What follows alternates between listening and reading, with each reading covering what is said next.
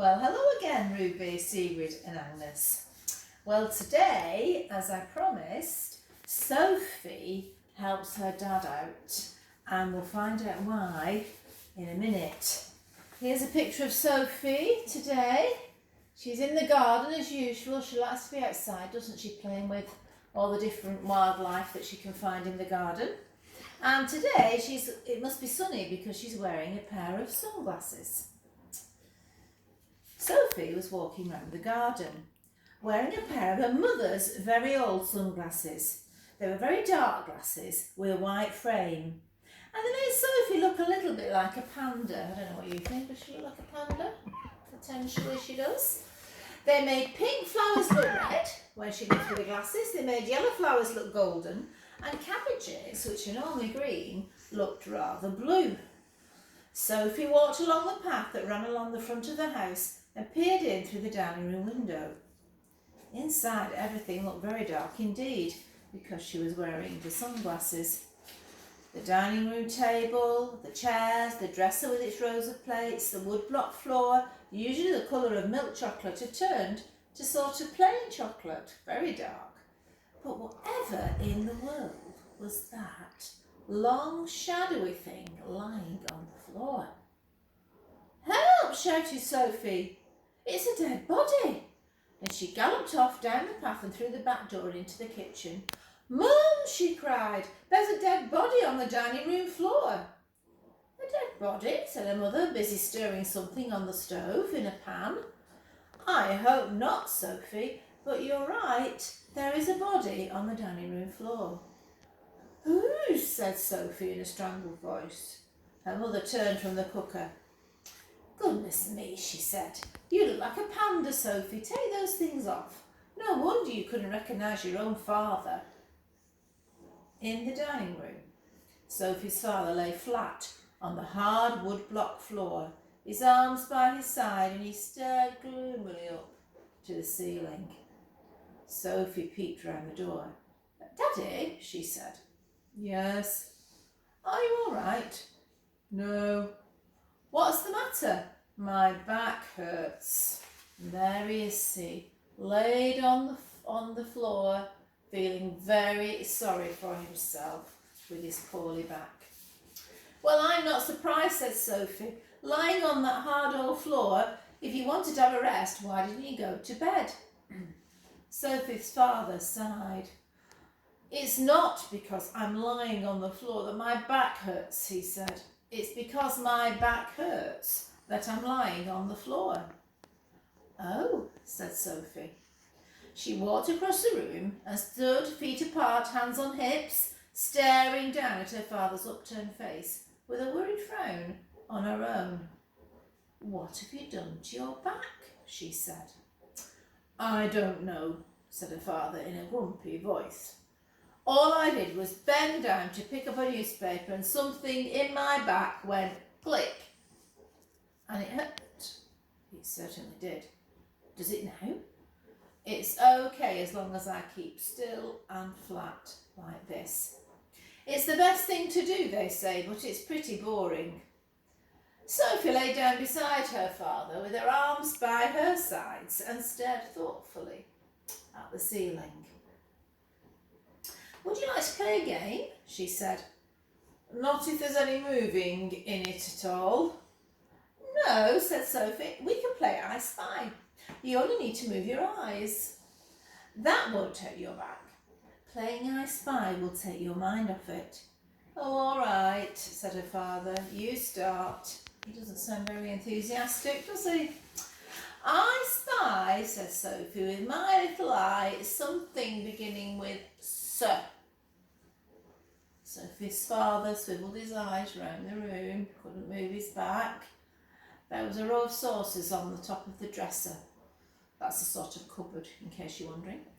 "Saucer," he said. "No." He looked at the hanging light. "Shade," he said. "No." On the wall there were pictures. "Seaside," he said. "You mustn't cheat, Daddy," said Sophie severely. "You can't see the seaside. It's miles and miles away." "Yes, I can. It's in that picture." "Oh, no, well, it's not that." "I give up." "You can't can't, said Sophie. You can't just give up, but I'll give you a hint if you like. Go on then. Look above your head. Sophie's father stared upwards.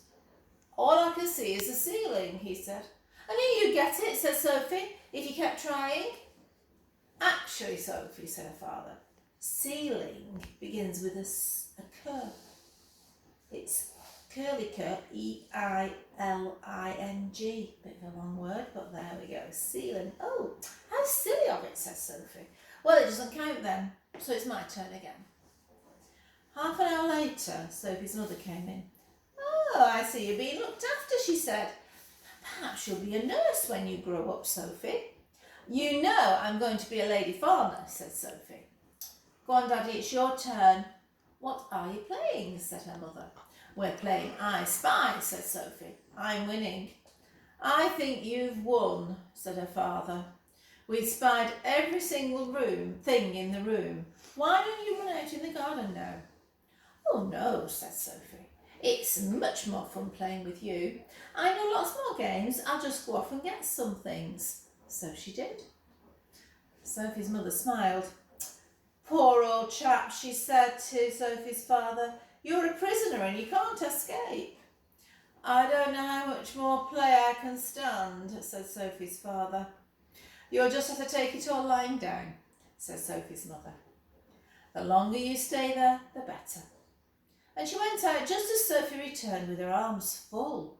She was carrying paper, pencils, a drafts board, a box of drafts, a pack of cards and a set of happy families. There, said Sophie, dumping them all beside her father. That'll do for a start. I can't play all those games, said her father desperately. Not when I'm lying flat. You can hold things in your hands, can't you, said Sophie. I suppose so. Right, here's a pencil and paper then, and we'll begin with noughts and crosses. At the end of a long, long morning, Sophie's mother came in again. Sophie was sitting cross-legged beside her father. On her face was a look of triumph. Please can I have Miss Bun, the baker's daughter, she said, and Master Bones, the butcher's son. Then she pointed at the one remaining card in her dad's hand and said, You must be Dr. Dose, the doctor. Wearily her father handed over Dr. Dose.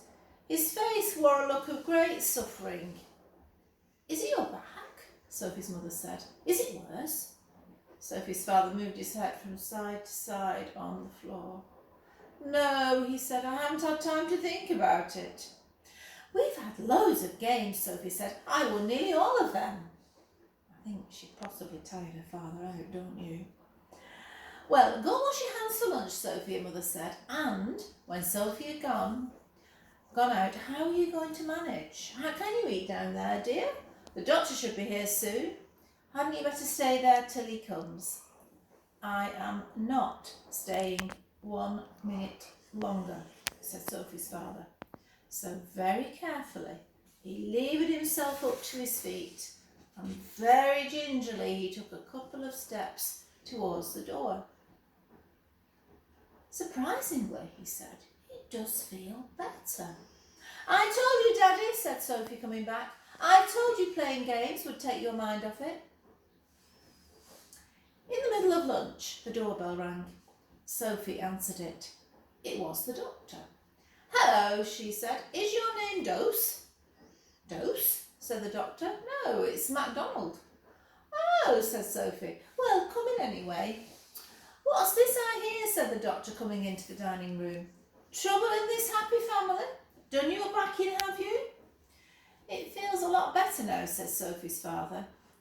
Does it? Said the doctor. Well, I can tell you one thing for sure. Before I even have a look at you, there's only one way to deal with a bad back. There is? Said Sophie's father. Yes. The moment you finish lunch, you lie down flat on it, on this nice hard wooden floor, and you stay there for the rest of the day. The doctor turned to Sophie. You'll keep Daddy company, won't you? He said. Perhaps you could think of some games to play. I'm sure Daddy and Sophie were very tired by the end of that day. lying on the floor and playing lots of different games. That's the end of this chapter where Sophie helped her daddy out when he had a bad back. And then we've got one more chapter in this book before we go on to another one. And I can let you into a secret. A very important visitor returns in this next chapter. But you'll have to wait till tomorrow. Bye bye.